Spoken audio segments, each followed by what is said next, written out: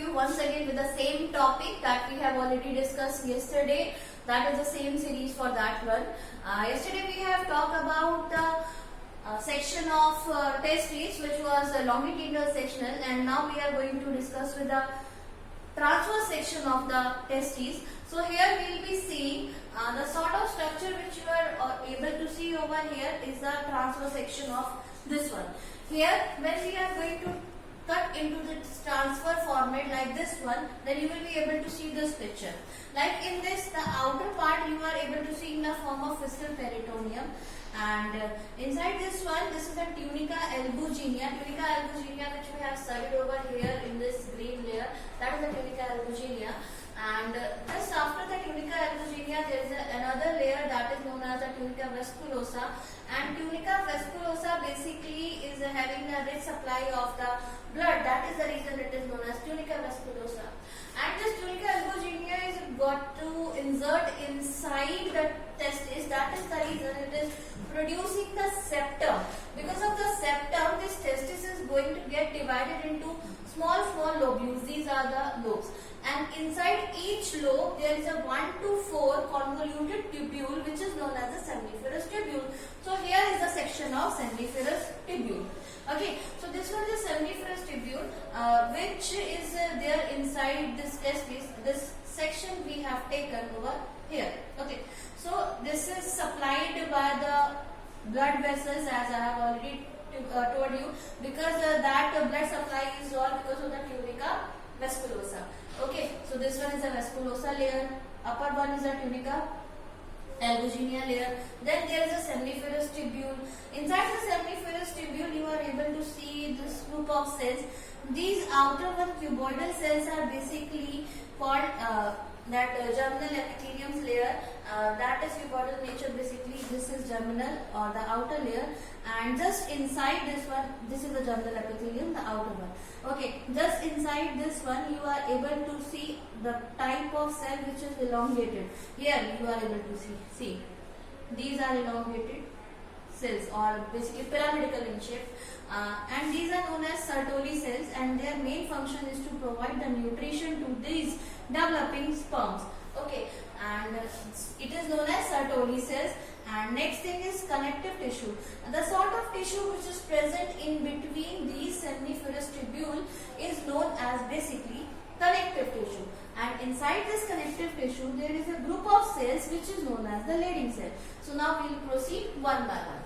So formation of spermatozoa. Spermatozoa, which is basically having the motile tail which can move from one place to another, means from male body it is going to transport to the female body. That spermatozoa is basically formed in the process known as spermatogenesis. So this is the process of name of the process which is known as spermatogenesis.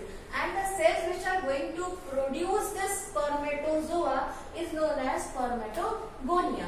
So here is the spermatogonia, which is just under or beneath the germinal epithelium. So germinal epithelium, when it is going to divide, then it is going to produce the cell which is known as spermatogonia. Then this spermatogonia is going to produce more cells with the help of division. Then it is known as spermatocytes. When these spermatocytes are going to further do the process of meiosis, then they will be producing spermatids. And one thing which you have to notice, spermatids are not motile in nature.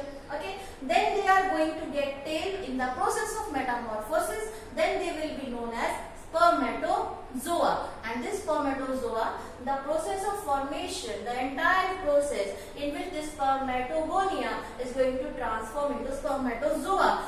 And this entire process is known as spermatogenesis.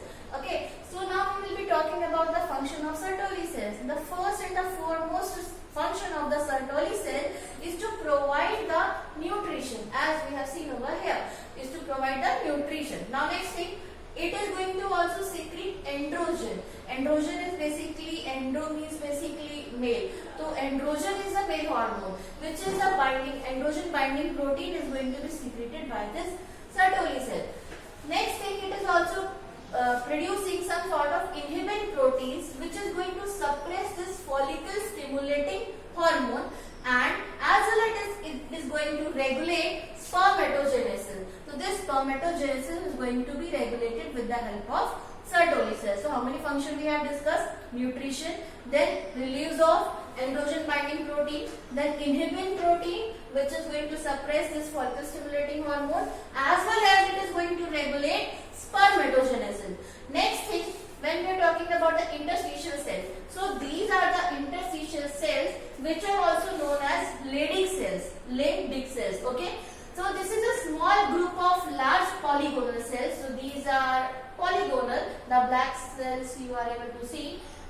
Okay, and these are basically lying in the connective tissue which is present in between the seminiferous tubule. Here these are the seminiferous tubule, and in between these Leydig cells are there, and they are going to play major or the important role, that is the secretion of testosterone. Okay, so they secretes androgen male sex hormone which is known as testosterone. This is very important for you for the purpose of your competitive exams also into the blood. So vasa efferentia then we are going to talk about. Let's see what is this vasa efferentia. When the seminiferous tubules are going to form a sort of connection, so they will be getting clubbed together and they will be making this structure which is known as tubular recti. Then they are going to open into this structure which is a network format, that is known as a rete testis. Then this rete testis is going to make nearly 15 to 20 ducts, small ductules. Then they are known as vasa efferentia. So what is vasa efferentia? This part is known as vasa efferentia. Okay, so these are nearly 15 to 20 fine convoluted ductules arising from the rete testis. Just now I have shown you it has arisen from the rete testis, and piercing the tunica albuginea, because when it has to come out, that it has to pierce the layer of the tunica albuginea, then only it will be able to come out. Okay, tunica albuginea found attached to the epididymis. Then this vasa efferentia is going to get connected to this outer part, which this entire part is known as epididymis. Okay. At some places they bear cilia. Means basically inside this small ducts of the vasa efferentia, they are having some cilia also, and the function of cilia is to transport the sperms. Okay. Moving ahead, another structure is known as epididymis. So as I told you, this one is the epididymis. When we are going to talk about the entire structure of epididymis, then it is having the three sections basically. The upper or the head part is known as caput epididymis. So this is the head, and this one is the first part of the epididymis. Moving ahead, the central part is known as body of epididymis. So this one is the body.